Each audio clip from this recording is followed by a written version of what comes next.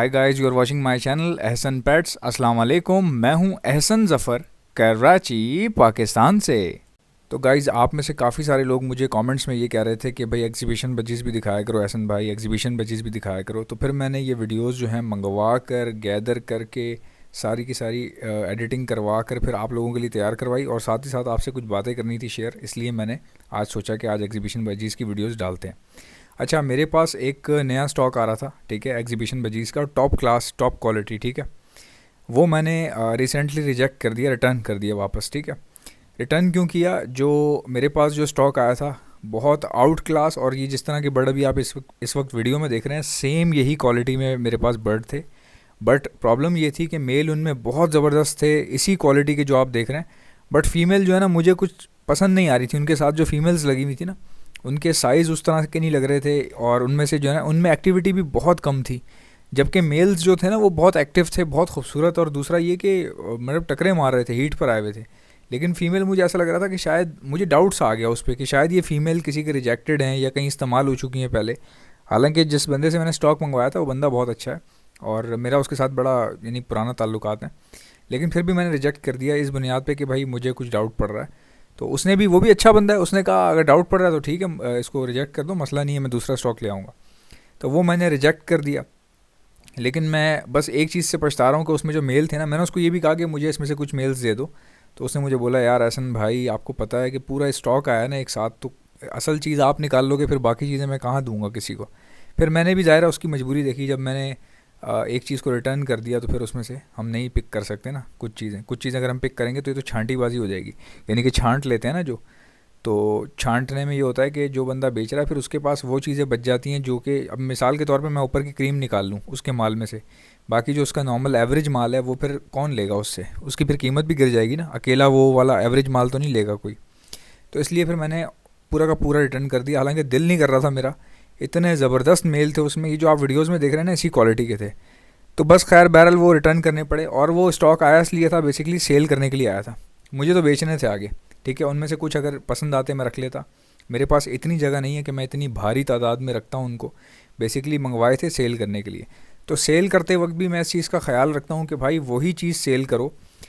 याद रखें, मैं सेल इस तरह से करता हूँ, मेरा एक असूल बना हुआ है कि मैं सेल करने के लिए वो चीज़ मंगवाता हूँ कि जो अगर कोई सेल यानी ना भी हो सके, अगर कोई बंदा, मिसाल ले लें, मैं आपको मिसाल दे रहा हूँ, हालांकि कोई ये चीज़ छोड़ता नहीं है। अगर एग्जीबिशन मिल जाए अच्छी क्वालिटी के, कोई बंदा नहीं छोड़ता, मुंह मांगे पैसे देने को तैयार हो जाते हैं।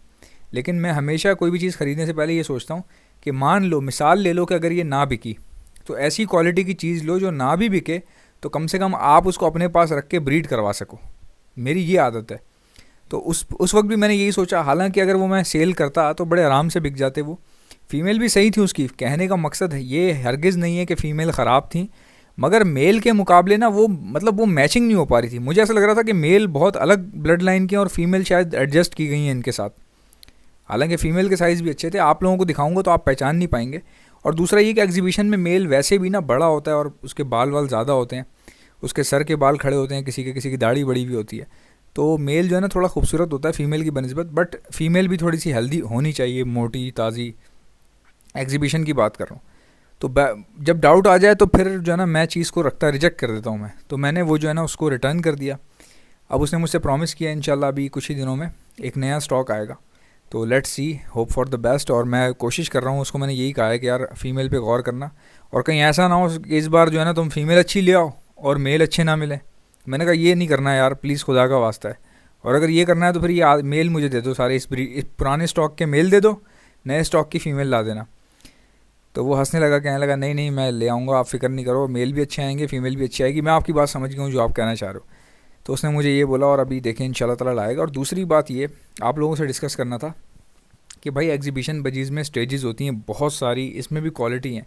किसी के सर के बाल खड़े हुए होते हैं और बहुत ज़्यादा खड़े हुए होते हैं।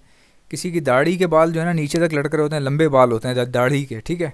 किसी का हेड लंबा होता है, मोटा होता है, यानी कि हेड जो है वो लायन हेड भी होगा और लंबा भी होगा। किसी का लायन हेड होता है बट छोटा होता है, उसका जो डायमीटर है फेस का छोटा होता है। अब ये देखें माशाल्लाह, क्वालिटी चेक कर रहे हैं आप, ये तो कहीं भी नहीं मिलेगा यहाँ पाकिस्तान में। रेनबो एग्जीबिशन है ये, और इसका साइज़ देखें, इसकी शक्ल देखें, येलो फेस में, यानी इसकी दाढ़ी जो है वो येलो फेस की है, रेनबो कलर में। तो ये तो मुश्किल है कि यहाँ मिले पाकिस्तान में, इम्पॉसिबल बात है, किसी के पास भी नहीं होगा ये, इट्स क्वाइट एक्सपेंसिव।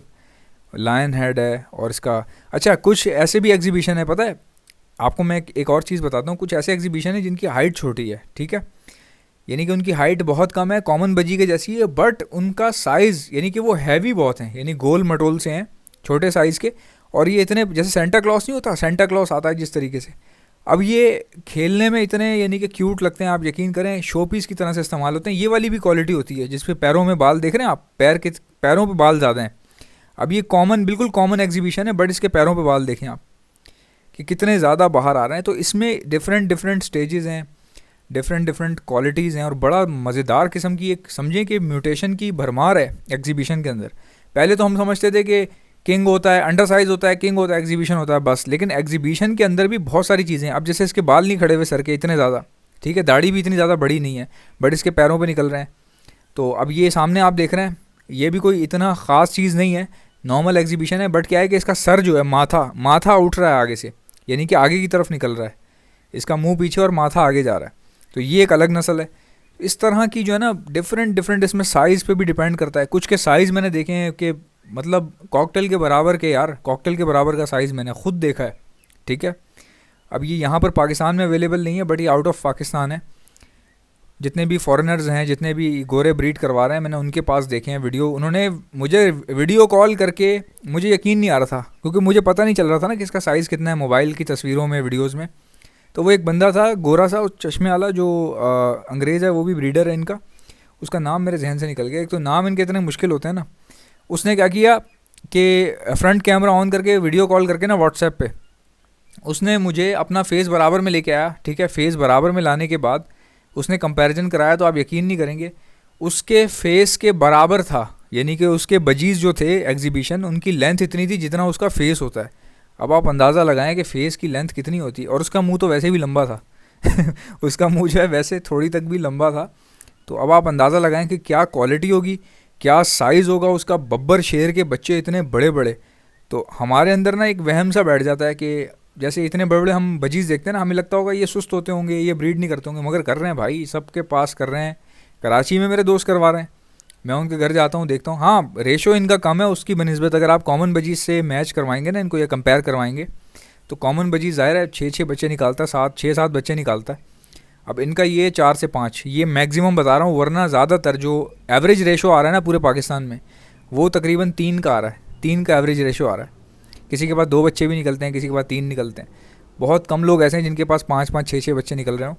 लेकिन ये है कि भाई इनका एक बच्चा और कॉमन बजरी के हज़ारों बच्चे आप ले आएंगे, तो कीमत में फ़र्क, कीमत में बहुत फ़र्क है भाई। कीमत में सारा मामला ही पैसों का है ना, सारा गेम ही पैसों का है। अच्छा, एक दूसरी बात ये कि आप लोगों से क्वेश्चन करना है, मुझे ज़रूर जवाब दीजिएगा इस बात का। कुछ लोग ये कहते हैं, अच्छा मैंने ये सोचा, ये मेरा अपना एक मतलब मेरी सोच थी, मेरी ओपिनियन थी, मैंने सोचा कि मैं एग्जीबिशन बजीज़ लूँगा, ठीक है, उनसे मैं ब्रीड करवाऊँगा। उनके अंडे अगर मैं कॉमन के नीचे रखता हूँ, कॉमन बजीज़ के नीचे, या अंडर साइज़ बजीज़ के नीचे रखता हूँ, मान लीजिए अंडर साइज़ के नीचे रखता हूँ, तो क्या अंडर साइज़ के नीचे रख के उनके बच्चे पलवाए जा सकते हैं? पल तो जाएंगे, ठीक है, इतना तो मुझे पता है, क्योंकि बजीज़ की चोंच उतनी है। अब एग्जीबिशन जितना भी बड़ा है, चोंच इसकी उतनी है, ठीक है ना।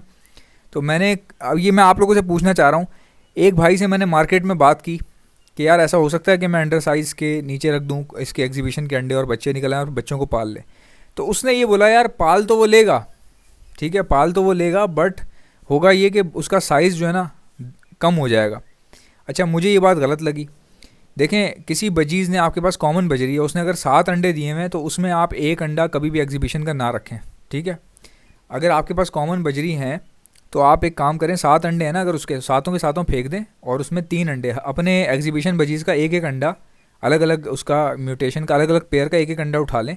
या अगर टाइमिंग का मसला आ रहा है तो किसी एक के ही उठा लें, 3-4 अंडे जिसने दिए हुए हों, या कोई ऐसा एग्जीबिशन बजी जिसने 5 दिए थे, उसमें से 3-4 फर्टाइल हैं, तो वो 3-4 फर्टाइल उठा के उस कॉमन के नीचे रख दें, और उस कॉमन के अंडे सारे फेंक दें, ताकि फिर वो सिर्फ एग्जीबिशन के ही बच्चों को पाले सही प्रॉपर तरीके से। तो मुझे ऐसा लगता है कि साइज़ भी सही निकलेगा, सब कुछ ठीक होगा। ऐसा कुछ भी नहीं है जैसा वो बंदा बता रहा था मार्केट में, मुझे ऐसा लगता है, हो सकता है वो सही हो।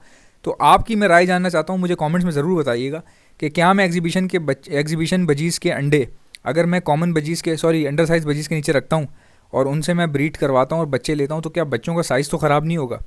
क्योंकि वो फ़ीड करवा पाएंगे, ये आप मुझे बताएं। आप में से कई लोग ऐसे हैं जिनका एक्सपीरियंस है, तो मैं उनकी राय जानना चाहता हूँ।